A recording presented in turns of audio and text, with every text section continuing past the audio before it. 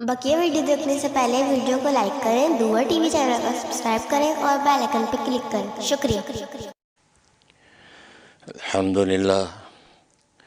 الحمدللہ نحمده ونستعینه ونستغفره ونؤمن به ونتوکل علیہ ونعوذ باللہ من شرور انفسنا ومن سیئات اعمالنا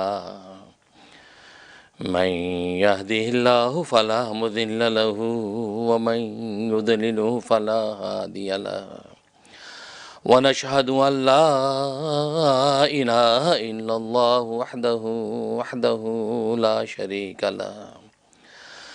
شريك له ولا نظير له ولا مثل له ولا مثال له ونشهد أن سيدنا وسندنا وشفيعنا وشفيع أمرنا وحبيبنا وحبيب ربنا ومولانا محمد عبده ورسوله أرسله الله إلى كافة للناس بشيرا ونذيرا وداعيا إلى الله بإذنه وسراجا منيرا اما بعد فاعوذ باللہ من الشیطان الرجیم بسم اللہ الرحمن الرحیم ونفس وما سواها فألهمها فجورها وتقواها قد افلح من زکاها وقد خاب من دساها صدق۔ بزرگان محترم، برادران عزیز اور میری اسلامی بہنیں، اللہ تبارک و تعالیٰ نے آسمان و زمین کی اس دنیا میں انسان کو عمل کے لیے بھیجا ہے، اور ظاہر انسان دنیا میں جب عمل کرتا ہے اس عمل پر اجر پاتا ہے، بغیر عمل کے اجر ملتا نہیں ہے۔ اگر کسی چیز کا انسان کو علم ہو، علم پر اللہ تبارک و تعالیٰ اس کو اجر نہیں عطا کرتے جب تک کہ اس پر عمل نہ کرے۔ چنانچہ نماز کا علم ہے لیکن نماز پڑھتا نہیں ہے، روزے کا علم ہے روزہ رکھتا نہیں ہے، زکوٰۃ کا علم ہے زکوٰۃ دیتا نہیں ہے، حج کا علم ہے حج کرتا نہیں ہے، تو ان اعمال پر اس کو کوئی اجر و ثواب نہیں ملتا جب تک کہ عملی طور پہ نماز ادا نہیں کرتا۔ اس وقت تک اللہ تبارک و تعالیٰ اس کو اجر و ثواب نہیں دیتے۔ تو گویا کہ یہ دنیا دار العمل ہے، اور اس عمل کی دنیا میں انسان عمل ہی کرنے کے لیے آیا ہے۔ چھوٹا عمل کرے یا بڑا عمل کرے، اسے عمل کرنا پڑتا ہے، اور یہ فطری اصول ہے کہ انسان جب کوئی عمل کرتا ہے، کوئی کام کرتا ہے، تو اس میں مشقت آتی ہے، اس میں مجاہدہ اور ریاضت آتی ہے۔ چنانچہ دنیا کے چھوٹے بڑے کاموں میں بھی ہم دیکھتے ہیں، ہم مختلف جو کام کرتے ہیں اس میں مشقت اٹھاتے ہیں۔ اگر تجارت کرتے ہیں تو تجارت بھی محنت اور مشقت اٹھاتے ہیں، ملازمت کرتے ہیں تو ملازمت بھی محنت و مشقت سے ہوتی ہے، زراعت کرتے ہیں اس میں بھی محنت و مشقت کو اختیار کرتے ہیں۔ تو گویا کہ دنیا کا کوئی بھی انسان ایسا نہیں ہے کہ دنیا کے اندر وہ مشقت کے بغیر کوئی کام کرتا ہو۔ وہ الگ بات ہے کہ مشقت زیادہ ہے یا مشقت کم ہے۔ اگر وقت کا بادشاہ ہے تو بادشاہ اپنے لیول کے اعتبار سے وہ بھی مشقت اٹھاتا ہے، پورے ملک کی نگرانی کرتا ہے، پورے ملک کے حوالے سے اس کو قوانین بنانے پڑتے ہیں، پورے ملک کے حوالے سے ہر طرح کی جو ہے وہ مخالفتیں اور عداوتیں اس کو برداشت کرنی پڑتی ہیں۔ ساتھ والے ملک کے جو لوگ ہیں ان کی مخالفتیں اور جنگیں، تو گویا کہ اپنے اپنے لیول کے اعتبار سے ہر انسان مشقت میں ہے۔ اس لیے قرآن کریم میں بھی اللہ تبارک و تعالی نے فرما دیا اور قسم کھا کے فرمایا کہ لا اقسم بہذا البلد ووالد وما ولد، یہ قسم کھا کے فرمایا کہ لقد خلقنا الانسان فی کبد، البتہ تحقیق ہم نے انسان کو مشقت میں پیدا کیا ہے۔ کوئی انسان ایسا نہیں ہے کہ جو مشقت کے بغیر، وہ مشقت میں پیدا کیا ہے۔ ہر آدمی کو چھوٹی بڑی مشقتیں دنیا کے اندر برداشت کرنی پڑتی ہیں، اور یہ مشقتیں اللہ تبارک و تعالی نے انسان پر کیوں ڈالی ہیں؟ اس سے صرف ایک مقصد ہے، اور وہ انسان کا تزکیہ نفس اور تہذیب اخلاق مقصود ہے۔ کہ جب مشقت والی زندگی میں انسان پڑتا ہے تو انسان جسمانی طور پر بھی تربیت اس کی ہوتی ہے، روحانی طور پر بھی اس کی تربیت ہوتی ہے، گویا کہ اس کے اخلاق کی تہذیب ہوتی ہے، اس کے اخلاق عمدہ ہو جاتے ہیں، اس کے نفس کا تزکیہ ہو جاتا ہے، کہ جو نفس گویا کہ یہ جسم و جان ایک ناپاک پانی کے قطرے سے پیدا ہوا ہے، اور وہ ناپاک پانی کا قطرہ کوئی باکمال چیز نہیں ہے، ایک بدبودار ناپاک نجس ایک وہ قطرہ ہے جس سے انسان کی تخلیق ہوئی، اور ظاہر ہے کہ جسمانی طور پر اس نجس اور ناپاک پانی کے قطرے کے اثرات اس انسان کی جسمانیت میں موجود رہتے ہیں، تو اس کی تعدیل اور اس کی تربیت اور علاج کے لیے اللہ تبارک و تعالی نے انسان پر مشقتیں ڈال دی ہیں۔ اور جب مشقتوں کی زندگی انسان گزارتا ہے تو اس کے اخلاق کی تہذیب ہوتی ہے، اس کے نفس کا تزکیہ ہوتا ہے، اور وہ برے راستوں سے اچھے راستوں کی طرف متوجہ ہوتا ہے، اپنی طبیعت کے اندر اس کے ٹھہراؤ پیدا ہوتا ہے کہ اگر انسان اپنے گھر کی چار دیواری کے اندر بنا بیٹھا ہے، لیکن بازار میں دنیا کے اندر نکلتا تو وہاں کتنوں کی مخالفتیں، کتنوں کی گالیاں پڑتی ہیں، طعن و تشنیع پڑتا ہے، تو انسان جو وہ اپنے گویا کہ اپنی حدود کے اندر آنے لگتا ہے۔ تو گویا کہ تہذیبی اخلاق اور تزکیہ نفس کے لیے اللہ تبارک و تعالی نے انسانوں پر مشقت ڈالی ہے۔ اور عجیب بات یہ ہے کہ یہ تزکیہ نفس اور تہذیبی اخلاق یہ محسوس چیز نہیں ہے، یہ نظر آنے والی چیز نہیں ہے، یہ معقول چیز ہے، یعنی اس کا تعلق محسوسات کے ساتھ نہیں ہے، اس کا تعلق معقولات کے ساتھ ہے، یہ سمجھی جانے والی چیزیں ہیں۔ انسان کا تزکیہ ہو رہا ہے، اس کے قلب سے کبر نکل گیا، اس کے قلب سے حسد نکل گیا، اس کے قلب سے بغض نکل گیا، اس کے قلب سے عداوت نکل گئی۔ اب یہ سب کا سب جو ہے نہ نظر آنے والا تصور ہے، گویا کہ یہ معقولات ہیں، عقلی چیزیں ہیں کہ انسان اپنے وجدان اور انسان اپنے قلب اور روح کے اندر یہ ساری چیزیں محسوس کرتا ہے کہ اس کا قلب مزکہ اور مصفہ ہوتا نظر آ رہا ہے۔ لیکن عجیب بات یہ ہے کہ ہے تو یہ معقول چیز، اس کا تعلق ایک غیر محسوس تصور سے ہے، لیکن اثر اس کا جسم اور روح دونوں پر نظر آتا ہے۔ جب انسان کے اخلاق کی تہذیب ہو جاتی ہے اور اس کا تزکیہ نفس ہو جاتا ہے تو خود انسان کے جسم سے بھی اچھے اعمال صادر ہونے لگتے ہیں۔ حالانکہ جسم نظر آنے والی چیز ہے، لیکن اس کے جسم سے بھی اس کے اچھے اثرات اور اچھے اعمال ظاہر ہونے لگتے ہیں۔ کیوں؟ اس لیے کہ اس کی روحانی تربیت ہو گئی ہے، اس کا روحانی تزکیہ ہو گیا ہے، اس کے اندر انکساری پیدا ہو گئی، اس کے اندر عجز پیدا ہو گیا، اس کے اندر سب کے لیے احترام اور محبت پیدا ہو گئی ہے، تو اس کے وجود سے بھی اچھے اعمال ظاہر ہوتے ہیں۔ وہ سب کے ساتھ توقیر اور تعظیم کا جو رویہ رکھتا ہے، سب کو محبت کی نگاہ سے دیکھتا ہے، سب کو بظاہر انٹرٹین کرتا ہے، اپنے دسترخوان کو وسیع کرتا ہے، گویا کہ اظہار محبت کرتا ہے، تو گویا کہ پورے معاشرے کے اندر اس کے اس نظر آنے والے جسم سے ایسے اعمال صادر ہونے لگتے ہیں جو لوگوں کو پسند آتے ہیں۔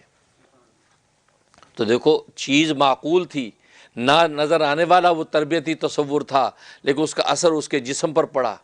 اس کی یہ نظر آنے والی زبان سے کلمات خیر کے نکلتے ہیں، اس کے یہ نظر آنے والے کان سے وہ عمدہ اور نفیس بات سنتا ہے، اس کی نظر آنے والی آنکھوں سے وہ اچھی اور عمدہ چیزوں کو دیکھتا ہے، اس کے نظر آنے والے ہاتھ پیر سے گویا کہ ایسے اعمال و احوال صادر ہوتے ہیں کہ جو لوگوں کو پسند آتے ہیں، وہ معاشرے کے ایک بہترین انسان اور لوگوں کا ایک محبوب نظر آتا ہے۔ اس لیے یہ روحانی جو تربیت ہے، اس کو اللہ تبارک و تعالی نے اس لیے فوکس کیا، اور کم و بیش 1,24,000 انبیاء اکرام علیہ الصلوۃ والسلام کو بھیجا ہے۔ وہ تہذیب اخلاق کرتے ہیں، وہ تزکیہ نفس کرتے ہیں۔ کیوں؟ اس لیے کہ جب تہذیبی اخلاق ہو گیا اور قلب اس کا مزکہ اور مصفہ ہو گیا تو یہ جو جسم ہے اس سے صادر ہونے والے اعمال آٹومیٹکلی ایسے ہوں گے کہ جس سے خالق بھی راضی ہو جاتا ہے اور مخلوق بھی خوش ہو جاتی ہے۔ اس لیے انبیاء اکرام علیہ الصلوۃ والسلام انسان کے جسم پر محنت کی بات نہیں کرتے، کیونکہ انسان کی جسم کی تخلیق غیر اختیاری ہے۔ اللہ تبارک و تعالی انسان کو پیدا کر دیتے ہیں، اس کی ناک کیسی بنانی اللہ نے بنا دی، اس کی آنکھیں کیسی بنائیں اللہ نے بنا دی، آنکھوں میں روشنی کس لیول کی رکھنی اللہ نے رکھ دی، کان اللہ تبارک و تعالی جیسے بنانے اس کی تخلیق کر دیے، ہاتھ پیر پورا جسم و جان، اللہ اس کو گورا پیدا کرنا تھا گورا پیدا کر دیا، کالا پیدا کرنا تھا کالا پیدا کر دیا، پیلا اور زرد پیدا کرنا تھا پیلا زرد پیدا کر دیا، لمبے قد کا پیدا کرنا تھا لمبے قد کا پیدا کر دیا، ٹھگنا پیدا کرنا تو ٹھگنا پیدا کر دیا۔ گویا کہ انسان کی ظاہری تخلیق انسان کے اختیار میں نہیں ہے، لہذا اس پر محنت کرنا یہ بیوقوفی ہے۔ اس کے بارے میں سوچ کر اپنے آپ کو ڈپریشن میں لے کے جانا، اس کے بارے میں احساس کمتری کا شکار ہونا، یہ بیوقوفی ہے، اس کی ضرورت نہیں ہے۔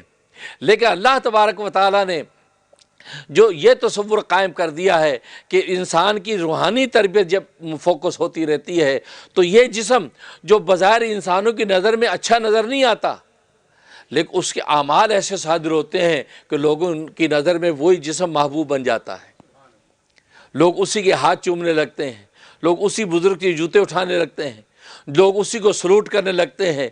امریکہ کی مثال لے لیں، امریکہ جیسے ملک میں جس میں وائٹ ہاؤس ہے، وائٹ ہاؤس کا مطلب وہاں کا پریزیڈنٹ وائٹ ہونا چاہیے، لیکن وہاں پر کالے رنگ کا اوباما وہ بھی صدر رہا اور 2 ٹرمز کے اندر 8 سال تک صدر رہا، دونوں ٹرمز کے اندر سب کا محبوب صدر رہا، جبکہ کالے رنگ والا ایک غلام ملک کا وہ ایک فرد جس نے یہاں پر اپنے اندر جب روحانی کمال پیدا کر لیا، باطنی صلاحیت پیدا کر لی، اخلاق کی تہذیب کر لی، نفس کا بظاہر تزکیہ کر لیا، تو اس کی اب حالت یہ ہو گئی، اس کا وہ جسم جو بظاہر لوگوں کو خوبصورت نظر نہ آئے لیکن اس کے روحانی اعمال کی وجہ سے ہر شخص اس کو سلوٹ کرنا اپنے لیے سعادت سمجھتا۔ تو یہ تو امریکہ کی دنیا نے خود دیکھا، بلکہ پوری دنیا نے دیکھا کہ ایک کالا صدر جو ہے امریکہ کا صدر، وہ تو گویا کہ پوری دنیا کا ہی صدر ہے، کیونکہ امریکہ سپر پاور پوری دنیا کی، اس کا صدر تو گویا کہ پوری دنیا کا صدر۔ اب دیکھو بظاہر اس کا جسمانی سانچہ کیسا ہے، لیکن اس کے زبان سے نکلا ہوا کلمہ قانون بن جاتا ہے، اس کا ہاتھ کا اشارہ جو ہے وہ ایک ضابطہ بن جاتا ہے، وہ جس قدم اٹھائے تو گویا کہ وہ راستے جو لوگوں کی نظر کے اندر مرغوب ہو محبوب ہو جاتے ہیں۔ تو کہنے کا مقصد یہ ہے، یہ وہ فطری تصور تھا۔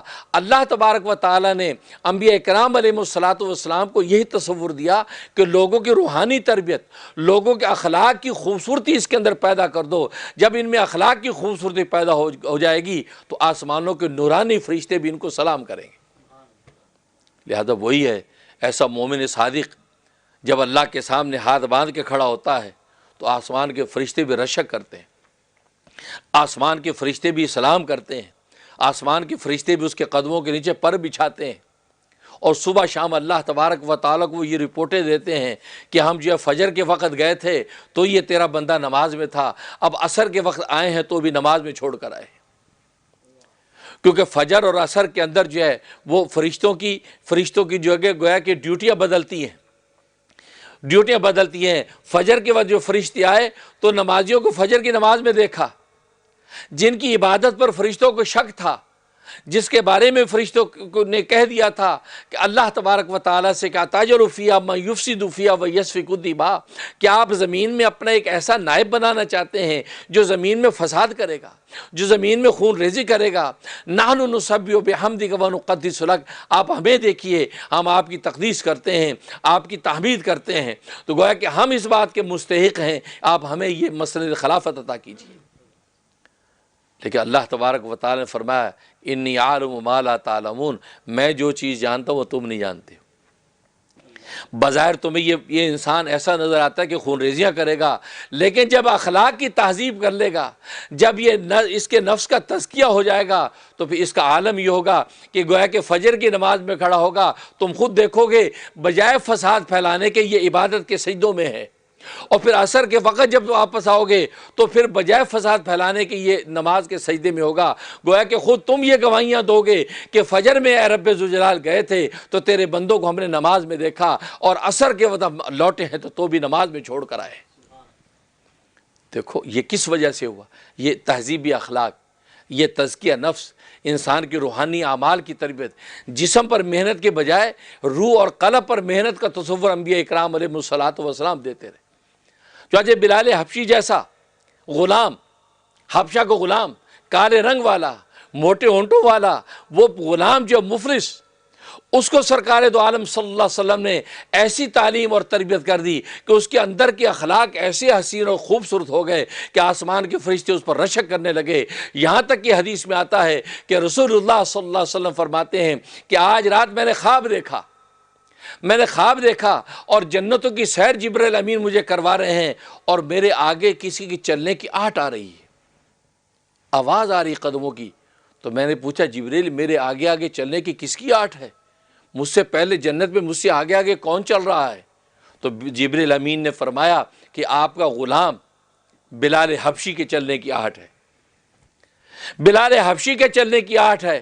تو گویا کہ جنتیں جس کی منتظر ہونے لگیں، بظاہر اس کا سراپا آپ دیکھ رہے ہیں کیسا ہے، لیکن ادھر اندر کے روحانی اعمال و احوال کا عالم یہ ہے کہ جب اس پر مجاہدہ آیا، جب اس پر مشقت آئی، اور جب وہ ظالم آقا نے انگاروں کے اوپر لٹایا، انگاروں پہ لٹا کر گھسیٹا، تو نعرہ ایک ہی تھا، احد احد احد، اللہ ایک ہے، اللہ ایک ہے، اللہ ایک ہے۔ وہ یہ کہتا رہا کہ اللہ کے ایک ہونے کے تصور کو چھوڑ دے، میں تجھے ابھی آزاد کر دوں گا، 360 بتوں کو پوجنے والا بن جا، ورنہ تجھے انگاروں پہ گھسیٹتا رہوں گا۔ انگاروں پہ لٹا کر اور اس کے سینے پر بھاری پتھر رکھ دیا جاتا تھا۔ آپ تصور کریں، تصور سے روح کہاں پہ جاتی، انگاروں پہ لٹا کے بھاری پتھر سینے پہ، اور انگارے اس کی جلد کو پگھلاتے یہاں تک کہ چربی پگھلنے لگتی ہے، اور وہ انگارے آپ کی چربی سے بھج جاتے تھے۔ لیکن بلال حبشی کی زبان سے ایک ہی لفظ نکلتا تھا، اللہ احد احد احد، اللہ ایک ہے، اللہ ایک ہے۔ اتنی مشقت میں بھی خدا کو یاد کرنا یہ بلال حبشی کا حصہ ہے، میرا اور آپ کا نہیں۔ ہم تو اپنی چھوٹی سی نوکری کے لیے کیا کہہ ڈالتے ہیں، ہم تو تھوڑے سے احوال آ جائیں تو اپنا نام بدل دیتے ہیں۔ اسی امریکہ میں جب احوال آئے، ایک وقت میں جب صدر بش یہاں ہوتا تھا، ظلم و ستم، ظلم اسلام پر طاری تھا، مسلمانوں پر پکڑ دھکڑ تھی، مسلمانوں نے نام بدل دیے، محمد نام بدل دیا، ریکارڈو نام رکھ دیا، مائیکل نام رکھ دیا، نام داؤد ہے تو ڈیوڈ بولنے لگے۔ What your name? My name is David. نام داؤد ہے تو داؤد ہے، قرآن کا نام داؤد ہے تو داؤد ہے، اس لیے کہ اللہ تبارک و تعالیٰ کی منشا کے بغیر کوئی ہاتھ نہیں ڈال سکتا۔ ایمان اور توکل اتنا مضبوط رکھو۔ لیکن آپ پر تو یہ آزمائش آئی بھی نہیں، چھوٹی سی آزمائش کہ زیادہ نوکری کا خطرہ، زیادہ امیگریشن کا خطرہ، دوسری چیزوں کا خطرہ۔ اللہ کی زمین بڑی وسیع ہے، اگر امیگریشن کا مسئلہ ہے تو کوئی بات نہیں، اللہ کی زمین وسیع ہے۔ امریکہ جنت تو نہیں ہے، لیکن لوگوں نے ایمان بیچنا شروع کر دیا، لوگوں نے اپنے آپ کو جو ہے وہ دوسروں کے ان کے حوالے کرنا شروع کر دیا۔ نہیں، ایک دوسرے کی شکایتیں کر کے بینیفٹ لینے کی کوشش کی کہ یار ہم شکایت کر دیتے ہیں، چلو ہمیں تو کم از کم یہاں ٹھکانہ مل جائے۔ نہیں، اللہ کیا ایک ہی چیز کی پوچھو کی، اللہ پوچھے گا کہ تم نے اس دنیا کے لیے کیا جو دنیا رہنے والی نہیں تھی، جو دنیا باقی رہنے والی نہیں تھی۔ اور پھر ارض اللہ واسعہ، جیسے قرآن میں حدیث میں آتا ہے، اور قرآن میں خود اللہ تبارک و تعالیٰ نے ذکر فرمایا، جب فرشتے اہل جہنم کو کوڑے ماریں گے اور کہیں کہ تم نے اللہ کی مخالفتیں کیوں کی، تم نے اللہ کے ایمان اور دین کو اختیار کیوں نہیں کیا، تو وہ کہیں گے اصل میں ہم روئے زمین میں ایک ایسے خطے پر تھے، ایک ایسی زمین پہ تھے کہ جہاں پر اللہ کے دین پر چلنا مشکل تھا، اللہ کے ایمان پر چلنا مشکل تھا، اس لیے ہم مجبور ہو کے وہی کر بیٹھے جو وہ لوگ کہتے تھے، اس لیے ہم وہاں سے ہٹے نہیں اور اپنے دین و ایمان کو بیچ بیٹھے۔ تو فرشتے فرمایا، حدیث قرآن میں فرمایا، فرشتے ان کو کوڑے ماریں گے اور کہیں گے کہ ارض اللہ واسعہ، کیا فتحاجروا، کیا اللہ کی زمین وسیع نہیں تھی کہ تم اس ملک سے ہجرت کر جاتے، تم اس خطے کو چھوڑ دیتے جس خطے کے اندر تمہارے دین و ایمان لٹ رہے تھے، تم وہاں ٹھہرے کیوں؟ فتحاجروا، تم وہاں سے ہجرت کر جاتے، وہ خطہ چھوڑ دیتے۔ مکہ میں اگر تم پر مصیبتیں ہیں تم حبشہ چلے جاؤ، مکہ میں مصیبتیں ہیں تم مدینے چلے جاؤ، لیکن تمہیں دین و ایمان بیچ کر مکہ میں رہنے کی اجازت نہیں ہے۔ لیکن آپ نے دیکھا آج ہم پر تھوڑی سی مشقت آتی ہے، تھوڑے سے بینیفٹ اوپر نیچے ہوتے ہیں، جھٹ سے کبھی نام بدل دیتے ہیں، کبھی اسلام کے بارے میں ایسی الٹی بات کر دیتے ہیں، کبھی اپنے دین و ایمان کے بارے میں کہتے ہیں۔ وہ پوچھتے آپ کس مسجد میں جاتے، وہ دور بھی تھا، میرے سب علم میں ہے، لوگوں سے پوچھے آپ کس مسجد میں نماز پڑھنے جاتے ہیں، نہیں میں تو مسجد میں نماز پڑھنے جاتا ہی نہیں. او اچھا اوکے. کس جگہ رہتے ہو؟ جی فلاں. آپ کے پڑوس میں کون سی مسجد ہے؟ فلاں. مسجد میں کتنے ٹائم نماز پڑھنے جاتے ہو؟ کیونکہ اس وقت یہ انالائز ہو رہا تھا کون مسجدوں کے نمازی ہیں، کون گھروں کے نمازی ہیں، کون بے نمازی ہیں. یہ آئیے آپ لوگوں کو مجھ سے زیادہ پتہ ہوگا، لیکن لوگوں ایسے لوگ جنہوں نے کہتے نہیں ہمارا کوئی کسی مسجد کو تعلق نہیں. او اچھا کسی مسجد کو تعلق، کیا کہنا چاہتے ہو؟ یہ مسجدوں کے تعلق نے تمہاری دنیا بنانی ہے، انہی مسجدوں کے تعلق نے تمہیں دین بنانا ہے، انہی مسجدوں کے تعلق تمہیں آخر میں سرخرو کرنا ہے، مرنے کے بعد کی زندگیوں میں تمہیں جنت کی کھڑیاں کھولنی ہیں. اور یہ وہ مسجدیں جہاں پر جو وہ نماز تم پڑھتے ہو جس نماز کے بارے میں کہہ دیا حی علی الصلاۃ، حی علی الصلاۃ، آؤ نماز کی طرف، آؤ نماز کی طرف. سوال ہوا کیوں آئے نماز کی طرف؟ اور اللہ تبارک و تعالی نے اپنے منادی سے اعلان کروا دیا حی علی الفلاح، حی علی الفلاح، آؤ کامیابی کی طرف، آؤ کامیابی کی طرف. اس لیے دنیا میں ہر انسان سکسیس چاہتا ہے، سکسیس چاہتا ہے. ہر اسٹوڈنٹ پوچھو، ٹیچر کو پوچھو، عام بندے کو پوچھو، کہتے سکسیسفل لائف چاہیے، مجھے سکسیسفل لائف چاہیے. اللہ تبارک و تعالیٰ کا منادی اپنے گھر میں بلا کے تمہیں کہتا ہے اگر تمہیں سکسیس چاہیے تو اللہ کے گھر میں آ جاؤ. اللہ. لیکن آج ہم اس سکسیس سے غافل، جس اللہ نے سارے فیصلے کرنے اس سے غافل، نگاہوں سے جو نظر آتے ہیں ہم اس پر ایمان لے کے آئے بیٹھے ہیں، اس پر ایمان لائے بیٹھے ہیں. جیسے وہ محاورہ ہے نا کہ عقل بڑی کہ بھینس، عقل بڑی کہ بھینس. تو ستی ذہن کا آدمی، ستی نظر کا ہمارے جیسا آدمی کہتا ہے بھینس، کیونکہ عقل کی ڈبیا تو اتنی چھوٹی سی، یہاں پہ اتنی چھوٹی سی، اور بھینس تو اتنی بڑی ہے. تو ستی ذہن کا ہمارے جیسا آدمی کہتا ہے بھینس، بھینس بڑی ہے. نہیں. اور پھر وہ پنجابی میں مثال بنی ہے کہ رب نیڑے کے گھسون، مکہ دکھا کے کہتے رب نیڑے کے گھسون، یعنی خدا نزدیک ہے یا یہ مکہ. تو ہمارے جیسا ستی ذہن کا آدمی کہتا ہے مکہ. حالانکہ رب تو شارق سے بھی زیادہ قریب ہے. ایمان کی آواز تو یہ ہونی چاہیے کہ نہیں یہ اللہ تبارک رب میں نزدیک ہے. مکہ تو تمہارا وہاں ہے، رب تو شارق سے قریب ہے. وہ تو اندھیری رات کے اندر چکنے پتھر پر چلنے والی چیونٹی جس کو کوئی نگاہ دیکھ نہیں سکتی، اس کے قدموں کی آہٹ کو بھی سنتا ہے، اس چیونٹی کو بھی دیکھتا ہے. وہ سمیع بصیر ہے. میں تو اس رب پر ایمان لایا ہوں. جب انسان اس ایمان توکل سے چلتا ہے، رب کعبہ کی قسم زندگی کا لطف آ جاتا ہے، مزہ آ جاتا ہے کہ جینا کیسے ہے. کھاتے ہوئے بھی ایسے لگتا ہے جنت کا کھانا کھاتا ہوں، پیتے بھی ایسا لگتا ہے جنت کا پانی پیتا ہوں، اٹھتے بیٹھتے ایسے لگتا ہے کہ جنت کے مزے اڑاتا ہوں. جب اللہ تبارک و تعالیٰ پہ ایسا کامل ایمان، ایسا مکمل توکل کہ اس کی منشا کے بغیر ایک پتا حرکت نہیں کر سکتا، سہرا کا ذرہ جگہ سے اڑ نہیں سکتا، جب اس تصور سے انسان مومن زندگی گزارتا ہے، یہ ایمان کامل انسان کو کہاں سے کہاں لے جاتا ہے. تو یہ مشقتیں جو دنیا میں پڑتی ہیں، یہ مشقتیں تہذیب اخلاق کے لیے، انسان کے اخلاق کی تہذیب کی جاتی ہے. اس لیے میں نے بتایا کہ انبیاء کرام علیہ الصلوۃ والسلام ان اخلاق کی تہذیب کی کوشش کرتے ہیں، اپنے چاہنے والوں کے اخلاق کو درست کرتے ہیں، ان کے نفس کا تزکیہ کرتے ہیں. ظاہری شکل و صورت اس پر محنت کا حکم اتنا ہی دیتے ہیں کہ جتنی ضرورت ہے، جتنی ضرورت ہے. اللہ نے صحت دی ہے، اس صحت کو برقرار رکھو، خام خواہ بیماری مبتلا نہ ہو. اللہ نے لباس دیا، اس کو خوبصورتی سے پہنو برتو، لیکن اس لباس کو اصل نہ سمجھو، اصل اس بدن کو سمجھو جس بدن پر لباس سج رہا ہے. لباس کو اصل سمجھو گے تو پھر بدن ثانوی درجے میں چلا جائے گا، حالانکہ بدن اصل ہے. اگر بدن نہ ہو تو لباس کیسے ہوگا؟ کان اور آنکھ نہ ہو تو چشمہ کا کیا کام ہے؟ انگلیاں نہ ہو تو انگوٹھی کا کیا کام ہے؟ کلائی نہ ہو تو گھڑی کا کیا کام ہے؟ پاؤں نہ ہو تو جوتوں کا کیا کام ہے؟ یہ سارا کا سارا بدن ہے تو یہ لباس ہے. اس لباس کی قدر و قیمت تو بدن کی وجہ سے ہے. لباس دینے والے کا تو شکریہ کرتے ہیں، لیکن بدن جس نے عطا کیا اس کا شکریہ نہیں، اس سے غافل ہیں. نہیں، بس یہی تہذیب اخلاق انبیاء کرام نے کی کہ آپ ایسے اخلاق پیدا کر لیں، نفس کو ایسا مزکر اور مصفہ کر لیں کہ تمہیں اس روشنی کے اندر خدا نظر آتا ہو، تمہیں خدا نظر آتا ہو. تم اللہ کو دیکھتے ہو گویا کہ اس دل کی آنکھ سے، اور اللہ کو دیکھ دیکھ کر قول اور فعل اور عمل کرتے نظر آؤ. تمہارا کوئی قول ایسا نہ ہو کہ اللہ کے منشا کے خلاف، تمہارا کوئی عمل ایسا نہ ہو جو اللہ کے منشا کے خلاف، تمہارا فعل کو ایسا نہ ہو جو اللہ کے منشا کے خلاف. یہ ہے وہ تزکیہ نفس. اور تزکیہ نفس انسان جب کرتا ہے تو انسان اعتدال، دیکھو انسان ظاہری جسم کا بھی خیال کرتا ہے، اور جسم کا خیال کی کیا کرتا ہے؟ صحت کا مطلب کیا ہے؟ اس جسم کی تمام کیفیات کو حد اعتدال پہ رکھنا، حد اعتدال پہ رکھنا۔ اس حد اعتدال پر رکھنے کے لیے ہم ڈاکٹر سے دوا بھی لیتے ہیں، اپنا خون اور پیشاب بھی ٹیسٹ کرواتے ہیں، وہ ٹیسٹ کر کے کہتے ہیں آپ کے جسم میں جو ہے حدت زیادہ ہے، آپ کے جسم میں برودت زیادہ ہے، آپ کے جسم کے اندر جو ہے یہ فلاں چیز پانی بھر گیا ہے، پانی کو کم کرو، آپ کے جسم میں خون کم ہو گیا اس کو زیادہ کرو۔ تو گویا کہ وہ اعتدال کے اوپر اس کی صحت کو رکھا جاتا ہے۔ تو جسمانی صحت اس کے بھی حد اعتدال کا خیال رکھا جاتا ہے۔ اگر صحت اللہ تبارک و تعالی نے عطا کر رکھی ہے تو پھر ڈاکٹر کہتا ہے بھائی اس صحت کو برقرار رکھو، یہ صحت تمہاری بیماری کی طرف نہ جائے۔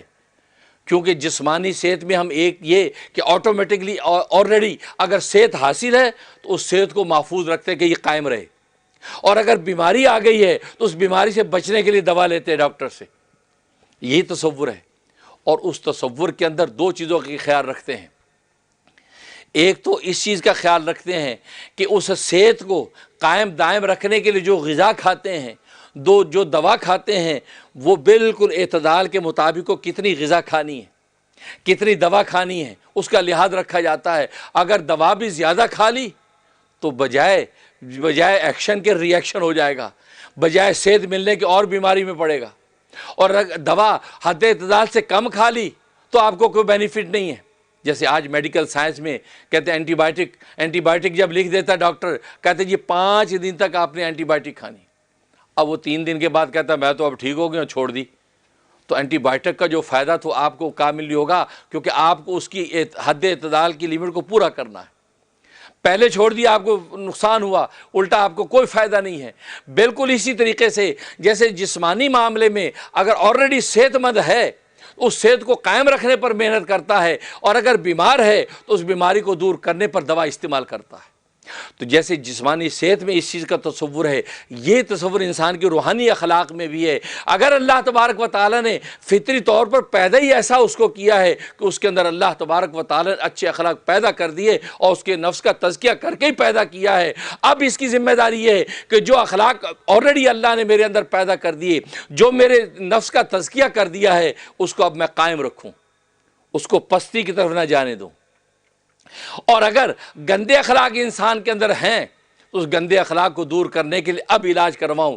اب جیسے وہاں پر طبیب جسمانی کے پاس جاتا ہے، ڈاکٹر کے پاس جاتا ہے، وہاں سے وہ دوا لیتا ہے، بالکل اسی طریقے سے جو ہے طبیب روحانی یعنی پیر و مرشد کے پاس جاتا ہے، علماء ربانیین کے پاس جاتا ہے، کہا کہ میرے اندر جو تکبر ہے اس کا کیا علاج، میرے اندر حسد ہے اس کا کیا علاج، میرے اندر گناہ اور معصیت کی محبت ہے اس کا کیا علاج، اللہ سے دوری ہے اس کا کیا علاج۔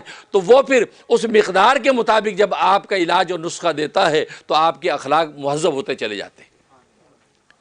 تو یہ وہ طریقہ ہے، اور اس میں عام طور پہ علاج بھی ضد کیا جاتا ہے۔ جیسے جسمانی صحت میں انسان علاج بھی ضد کرتا ہے۔ علاج بھی ضد کا مطلب یہ ہے کہ ایک آدمی کے اندر حرارت و گرمی، اب گرمی کے علاج ٹھنڈک سے کیا جاتا ہے۔ اب بخار چڑھ گیا تو بخار جب چڑھ جاتا ہے تو ڈاکٹر کیا کہتے ہیں، اس کو پانی کی پٹیاں لگاؤ، ہاں بلکہ اس کو شاور کے نیچے بٹھا دو۔ اور وہ گرمی کے بخار کا علاج اس سے ٹھنڈے پانی سے کیا جاتا ہے۔ تبھی حدیث میں بھی آتا ہے کہ جس کو گرمی کا بخار ہو جائے اس کو نہر کے اندر کھڑا کر دو، نہر میں کھڑا کر دو، پانی اس کے جسم سے لگ کے چلتا چلا جائے گا تو اس کی گرمی ساری جسم کی نکل جائے گی۔ تو آج ڈاکٹر آپ کو پانی کی پٹیاں لگواتے ہیں تاکہ اس کی حدت جو ہے، گرمی جو ہے وہ ٹھنڈک کے اندر بدل جائے، اعتدال آ جائے۔ اس کو علاج بھی ضد کہتے ہیں۔ اور اگر ٹھنڈک کا بخار ہے، انسان کو نمونیا ہو گیا ہے، اس کے وجود کے اندر ٹھنڈک اس درجے چلی گئی کہ ہلاکت کا باعث ہے، تو ظاہر ایسی دوائیں دی جاتی جو گرم ہیں، اس گرم دواؤں کے ذریعے سے اس کی ٹھنڈک کو جو ہے حرارت کے اندر بدلا جاتا ہے۔ تو یہ ضد کے ساتھ علاج کیا جاتا ہے۔ بالکل اسی طریقے سے روحانی اخلاق کے اندر بھی اگر کوئی پرابلم ہوتا ہے تو اس کا علاج بھی اسی ضد کے ساتھ کیا جاتا ہے۔ اور علاج کے 2 طریقے رائج ہیں، ایک تعلیم بشری اور دوسرا فضل خداوندی۔ فضل خداوندی کا مطلب یہ ہے کہ اللہ تبارک و تعالی خود اپنے رحمت اور فضل کے ساتھ ہی علاج کرتا ہے، فضل اور رحمت کے ساتھ ہی اس کے اندر انوارات، اس کے اندر خوبیاں پیدا اور کمالات پیدا کرتا ہے۔ اور یہ رویہ اللہ کا ہوتا ہے انبیاء کے ساتھ۔ انبیاء کرام علیہ الصلوۃ والسلام کو جب اللہ پیدا کرتے ہیں تو سارے روحانی اخلاق ان کے اندر آلریڈی پیدا کر کے جو دنیا میں بھیجتے ہیں. جیسے حضرت عیسیٰ علیہ السلام بچپن سے ہی ان کے اندر وہ کیفیات موجود، بچپن سے وہ کیفیات موجود.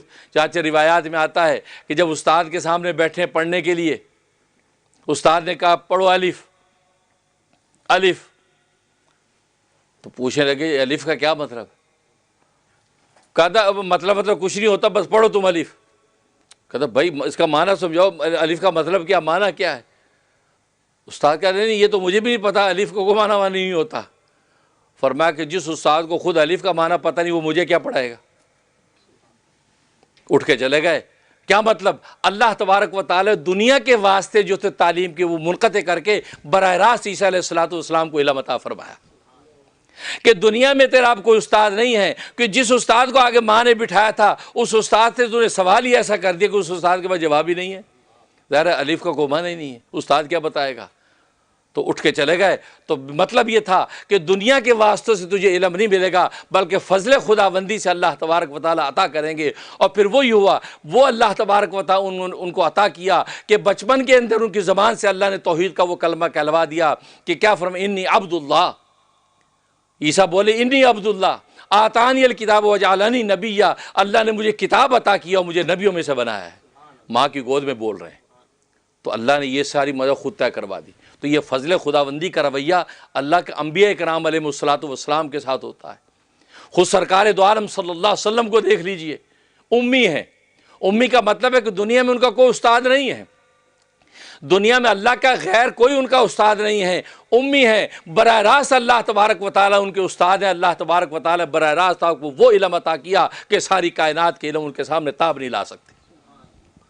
اور خود فرماتے ہیں کہ معراج کے سفر میں اللہ تبارک و تعالیٰ نے جب مقام احادیت پر پہنچا ہوں تو میرے سامنے پانی کا سبز رنگ کا ایک قطرہ ظاہر ہوا. اس سبز قطرے کو میں نے جب دیکھا تو علم الاولین والآخرین اللہ نے مجھے عطا کر دی.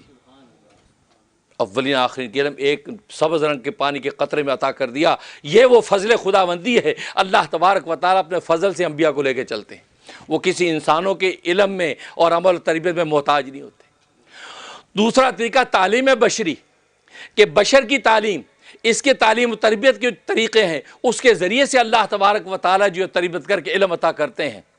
اور یہ طریقہ اللہ تبارک و تعالیٰ انبیاء کے علاوہ جو مراتب ہیں، مثلا اولیاء کاملین ہیں، علماء ربانیین ہیں، بزرگان دین ہیں، ان کے ساتھ اللہ کا یہ رویہ ہوتا ہے. اللہ تبارک و تعالیٰ تعلیم بشری کے ذریعے سے اپنے علوم عطا کرتے ہیں. اور جب یہ اولیاء کاملے اپنے پیر و مرشد کے پاس، اپنے استاد محترم کے پاس جب زانوہ تلمس طے کرتے ہیں، شاگرد بن کے بیٹھتے ہیں، اللہ تبارک و تعالیٰ ان کے ذریعے سے علوم وہاں تک منتقل کرتے ہیں. اور وہ بھی میں نے بتایا علاج بھی ضد کرتے ہیں. جیسے وہاں بتایا کہ اگر ٹھنڈک کا بخار ہے تو گرمی سے علاج، گرمی کا بخار ہے تو ٹھنڈک سے علاج. تو بالکل اسی طریقے سے یہاں پر جب پیر و مرشد کے سامنے وہ جب جاتے ہیں، پیر و مرشد میں اس کی روحانی اور اخلاقی کیفیت دیکھتا ہے اور دیکھتا کہ اس کے اندر غصہ بہت ہے، نخوت اور اکڑ بہت ہے، لہذا اس کو اعتدال میں لانے کا کیا طریقہ ہے، تو پیر و مرشد اس کا علاج کرتا ہے. چاچے اس کی میں پہلے بھی قصہ سنایا خواجہ ابو سعید گنگوئی رحمۃ اللہ علیہ کا، جو گنگو کے شہزادے ہیں گویا کہ خواجہ ابو سعید گنگوئی رحمۃ اللہ علیہ، جو بلخ کے اندر پہنچے اپنے والد کے خلیفہ کے پاس. والد کی زندگی میں تو توجہ کی نہیں اپنے تہذیب اخلاق پر، تو سوچا کہ اب جب ہوش آیا تو کہا کہ بھئی وہ تو میرے والد کے جو خلیفہ ہیں وہ تو بلخ کے اندر چلے گئے، تو گویا کہ وہ دولت جو میرے ابا کے گھر کی تو بلخ چلی گئی. اب وہ دولت میں حاصل کیسے کروں؟ تو مجھے بلخ جا کے وہاں سے دولت حاصل کرنی ہے. تو بلخ پہنچے، سفر کیا. خیر شیخ نے ان کی خات و مدارت کی، دعوت کی، 3-4 دن خوب ان کی اعزاز ہوا. تو اب بعد میں خواجہ ابو سعید گنگوئی نے کہا کہ میں یہ دسترخوان وسیع اور مزے کے کھانے نہیں آیا، میں کسی اور کام آیا ہوں. تو پیر و مرشد نے کہا، خواجہ نظام الدین بلخی رحمۃ اللہ پوچھا اچھا وہ کیا کام ہے؟ کہا کہ جو دولت ابا کے گھر سے آپ لے کر آئے ہیں وہ دولت لینے آیا ہوں. جو ابا کے گھر سے اخلاق کی تربیت، تزکیہ نفس، تعلق مع اللہ، خدا کے لیے جھکنا، سجدے کا لطف، عبادتوں کا مزہ، ذکر کی یہ چاشنی، میں تو وہ لینے آیا ہوں. اچھا اب ظاہر ہے کہ وہ تو گنگو کے اندر تو صاحبزادگی تھی. بس فوراً شیخ نے سمجھ لیا ان کے اندر جو نخوت ہے، جو وہاں کی جو ایک نسبت کی اکڑ ہے، اس کا علاج کرنا ہے۔ فرمایا ٹھیک ہے، حمام پر لگا دیا۔ جہاں مسجد کا حمام وضو کرنے کا، اس حمام کے اندر جو ہے لکڑی جھونکتے رہو۔ پہلے زمانے میں پانی اس طرح گرم ہوتا، آج تو گیس کا زمانہ ہے، آج تو گیزر کا زمانہ ہے، تو وہ لکڑیاں دھونک رہے ہیں، دھواں پھونکے مار رہے ہیں، پھونکنے کے ساتھ پھونکے مار مار کے برا حال لگا دیا حمام میں، اور کہا کہ اس وقت تک مجھے ملنے کی اجازت نہیں جب تک کہ میں خود اجازت نہ دوں۔ اب بظاہر کتنی انسلٹنگ چیز ہے، اور آج ہمیں کوئی کہہ دے میاں وہ جوتے اٹھاؤ، جوتے اٹھا کے اوپر رکھو، آپ کون ہوتے ہیں انسلٹ کر رہے ہیں میری؟ حالانکہ جوتا ہم سے بہتر ہے، جوتا کوئی گناہ نہیں کرتا، ہم تو گناہ کر کے خدا کے سامنے جب وہ اللہ کے ناپسندیدہ ہو جاتے ہیں، لیکن ہم اپنے آپ کو جوتے سے افضل سمجھتے ہیں۔ ایمان پر مرے تو آپ جوتے سے افضل ہوں گے۔ جوتا اٹھاؤ، ہاں جی میں کیوں جوتے اٹھاؤں، آپ مجھے اتنے توہین کر رہے ہیں، آپ کیا عزت ہے کیا ہماری؟ بس یہ سوچو بنے کس چیز سے ہیں؟ وہی بات ہے، ایک اللہ والے چلے جا رہے تھے، ایک بابو جی سے ٹکرا گئے، بابو جی غصے ہو گئے، اندھے ہو کیا دیکھتے نہیں میں کون ہوں؟ وہ اللہ والے نے یوں نگاہ اٹھائی، کہا ہاں میں آپ کو جانتا ہوں۔ وہ نواب صاحب بڑے حیران ہو کہ یہ جانتا ہے درویش مجھے، کون ہوں میں؟ اب وہ تعارف کروا رہے ہیں، بس یہ ہے تعارف میرا اور آپ کا، اس تعارف کا سبق روز پڑھا کرو، انسان بن جاؤ گے۔ کہا کہ اولکم نطفۃ قذرہ، کہ آپ کی ابتدا ایک ناپاک پانی کے قطرے سے ہوئی ہے۔ اولکم نطفۃ قذرہ، آپ کی ابتدا ایک ناپاک پانی کے قطرے سے ہوئی ہے، وہ آخرکم جیفۃ مضرہ، اور آپ کی انتہا یہ ہے کہ قبر کے اندر کیڑوں کی خوراک ہیں، آپ کیڑے کھائیں گے آپ کو۔ وَأَنْتَ تَحْمِلُ بَيْنَ ذَلِكَ الْعَذِيرَ، اور یہ بیچ کی جو زندگی جو تم گزار رہے ہو 50 60 70 سال کی، اس میں کیا حالت ہے تمہاری؟ پیٹ میں گو اٹھا کر پھرتے ہو، پیٹ میں گو اٹھا کے پھرتے ہو، بس یہ تمہارا یہ تعارف ہے تمہارا۔ جب یہ سنا نواب صاحب کی آنکھیں کھل گئی، کہا کہ جزاک اللہ کے چشمے باز کرتی، اللہ آپ کو جزائے خیر دے کہ آپ نے میری آنکھیں کھول دی، مرابا جاننا ہے کہ جہاں ہمراز کر دی، آپ نے ایک لمحے میں اپنے محبوب سے مجھے ملا دیا، جس محبوب سے میں غافل تھا، لیکن اتنی سی بات مجھے آپ نے بتائی کہ میری یہ حقیقت ہے، تو ایک لمحے میں تو اپنے خدا سے جا ملا، جزاک اللہ کے چشمے باز کر دی۔ تو ایسے لوگوں کو جزاک اللہ کہو کہ جزاک اللہ کے چشمے باز کر دی، آپ نے مجھے جوتوں میں بٹھایا، جزاک اللہ کے چشمے باز کر دی، میری یہی حقیقت ہے، اس سے زیادہ کیا ہے؟ تو انسان جب اس انداز سے، تو ابو سعید گنگوئی رحمۃ اللہ علیہ کو انہوں نے لگا دیا حمام میں کے اندر جو لکڑیاں جھونکو، اب لکڑیاں دھونک رہے صبح شام۔ ادھر بھنگن، پہلے زمانے میں آپ جاتے گھروں میں بھنگنیں آتی تھی، کوڑا کرکٹ اٹھا کے لے کے چلی جایا کرتی تھی، تو بھنگن سے کہہ دیا کہ یہ جب تم اس کے پاس سے گزرو تو کوڑا اس کے اوپر پھینک دینا، چنانچہ جب پاس سے گزرے کوڑا اس کے اوپر پھینک دیا، جیسے اوپر پھینکا تو غصے سے کھڑے ہوئے کہ نہ ہوا گنگو کہ تجھے میں بتاتا کچھ، بتا گنگو اگر ہوتا تو میں گنگو کا تو شہزادہ ہوں، گویا کہ وہاں صاحبزادہ ہوں، میں تیری خبر لیتا، لیکن پردیس میں ہوں، جیسے یہاں امریکہ میں بڑے سے لوگ بڑھ کے مارتے ہیں، اور جی اتنے امریکہ سانو پوچھتا کوئی نہیں، اور جب پاکستان سے بڑے چودھری گئے ہیں 10 مربے ساڈے زمین ساڈی ہائیٹیک بینک اتنے، اور پردیس ہے یا سانو پوچھتا کوئی نہیں، سانو اوبر چڑھانی پیندی ہے، سانو ٹیکسی یار لے کے اسی بڑے نواب ہے گئے ہیں، یہ باتیں۔ اور جی حیدرآباد دکن کی جو حویلی ہے اس کے مالک ہم ہیں، کیا کریں یہاں پہ جوتے کھا رہے ہیں، پردیس ہے یار، وہاں کو پوچھے ہمیں ایسی تیسی، یہاں پولیس والے ہمیں روک کے ٹکٹ دے دی، اور پاکستان ہوتا نا پولیس والا گھر آ کے سلوٹ کرتے، یہاں بھی بڑھ کے مارتے ہیں، کیا تم اور کیا تمہاری بڑکیں ہیں، حقیقت ہماری یہ۔ تو انہوں نے بھی یہ کہا کہ نہ ہوا گنگو کہ تیری خوب خبر لیتا۔ اب انہوں نے شیخ کو بتایا کہ یہ کہا، اچھا اکڑ ہے، ابھی صاحبزادگی ہے گنگو کی۔ کچھ عرصہ کا اور جی وہ حمام کے اندر لکڑیاں دھونکو، اب وہ جھونکتے رہے لکڑیاں، ایک عرصے کے بعد کہا اب پھر کوڑا پھینکو۔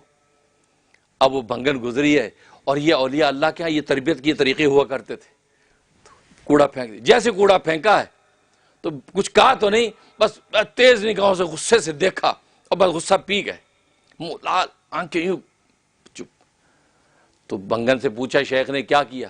کہ بولے تو کچھ نہیں، لیکن ایسے خون خار آنکھوں سے بس دیکھا اور بس تلملا کے رہ گئے۔ ہاں کسر باقی ہے، ابھی کسر اکڑ ہے، ابھی علاج اور چاہیے۔ یہ دیکھو تکبر کا علاج ہو رہا ہے، علاج بھی ضد، متکبر کو عزت دینے کے بجائے اس کو ذلت کے احوال پیدا کر رہے ہیں تاکہ تکبر ٹوٹ کر اعتدال آ جائے۔ اب ایک عرصے کے بعد پھر فرمایا کہ اب کوڑا یہ پھر پھینکنا۔ اب ایک عرصے کے بعد جب کوڑا پھینکا ہے، اللہ اکبر، پھر تو خدا مل چکا تھا، پھر نفس ٹوٹ چکا تھا، اور ٹوٹے دل کے پاس اللہ آتا ہے۔ جیسے کوڑا ان کے اوپر گرا تو ناچنے لگے اور کوڑا خود اپنے سر پہ ڈالنے لگے۔ اے مالک، تیرا اگر منظور یہی ہے کہ یہ میرا سر اگر اس کوڑے پر کفایت کر جائے اور جہنم کی آگ سے بچ جائے تو میں بار بار اپنے سر پہ ڈالوں۔ اٹھ کے ڈالنے لگے اور خوشی سے جھومنے لگے، اور اس کو پوچھتے بی بی تجھے چوٹ تو نہیں لگی؟ تو گر گئی، تجھے چوٹ تو نہیں لگی؟ بس منزل مل گئی، منزل مل گئی۔ یاد رکھو، یہ نفس جب ٹوٹتا ہے، جب یہ اس کا دلبل ہو جاتا ہے تو اللہ تبارک و تعالی اب مل جاتا۔ آج ہمیں اس لیے نہیں ملتا، ہمارا نفس کھڑا ہے، جبکہ اللہ نے ہمیں قرآن کریم کی تلاوت کے وقت ہی سبق دے دیا تھا، اس نفس کو تم بالکل گرا دو گے تو خدا کو پا جاؤ گے۔ تم نے دیکھا قرآن کریم با سے شروع ہو رہا ہے، الف سے شروع نہیں ہو رہا، حالانکہ حروف تہجی میں الفابیٹ میں پہلے الف آتا ہے۔ پہلی آیت بسم اللہ الرحمن الرحیم با سے شروع ہو رہی ہے، الف سے شروع ہونی چاہیے تھی، کیونکہ الفابیٹ پہلا الف ہے۔ قرآن کی پہلی آیت الف سے سٹارٹ ہوتی، لیکن اللہ نے الف سے سٹارٹ نہیں کی، اس لیے کہ الف کے اندر تکبر ہے، اور تکبر کس کی شان ہے؟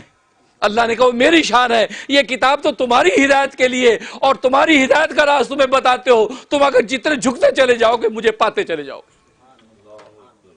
اس لیے با سے شروع کی اور با کا نقطہ نیچے رکھ دیا، گویا کہ تم جھکو گے اور نگاہوں سے تمہارے آنسو ٹپکیں گے، اور دل جب میری یاد میں روئے گا تو قرآن کے حقائق تمہیں عطا کر دوں گا۔ دیکھو، با سے شروع اس لیے کیا، الف سے نہیں کیا۔ یہ راز ہم روز پڑھتے سوچتے بھی نہیں، بس یہی تو جب نفس ٹوٹ جاتا ہے اور ٹوٹ پھوٹ کے خدا کے سامنے جاتا ہے تو اللہ تبارک و تعالیٰ فرماتے، حدیث قدسی ہے، انا عند منکسر قلوبہم، میں ان ٹوٹے دلوں کے پاس ہوں، جو دل ٹوٹ جاتے ہیں، جو مجھے پانے کے لیے تڑپتے ہیں، فرمایا کہ میں ان کے پاس ہوں۔ بس وہاں پر یہی ہوا کہ جب دیکھا کہ وہ کوڑا خود ڈالنے لگے اور کہنے لگے کہ اللہ تجھے اگر یہ منظور ہے تو میں تجھ پر راضی ہوں۔ منزل مل گئی۔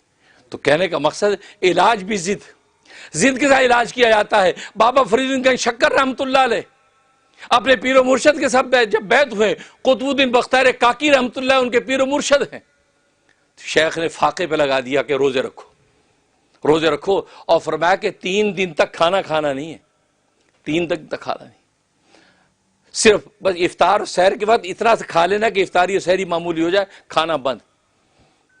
3 دن کے بعد بھوک کی شدت، برا حال ہے، کہاں برداشت ہوتی ہے۔ یہ علاج بھی ضد ہو رہی ہے، دنیا کے کھانوں سے ہٹا کے جنت کے کھانوں کے تصور کی محنت پر لگایا جا رہا ہے۔ 3 دن کے بعد ایک شخص آیا، گرما گرم کھانا روٹیاں لے کے آیا۔ اللہ کا بندہ کوئی ہے بھائی؟ حضرت نے سمجھا کہ لو بھائی اللہ کی نصرت آ گئی، لے کے جا کھا لیا۔ کھانے کے بعد تھوڑی دیر کے بعد قے ہو گئی۔ جب قے ہوگی تو پیر و مرشد کو بتایا کہ آج کھانا میں کھا بیٹھا اور قے ہو گئی، تو حضرت فرمایا کہ 3 دن کے بعد کھایا، وہ بھی شرابی کے گھر کا کھایا، شکر کر کہ اللہ نے تیرے پاک نفس کو اس سے پاک کر دیا۔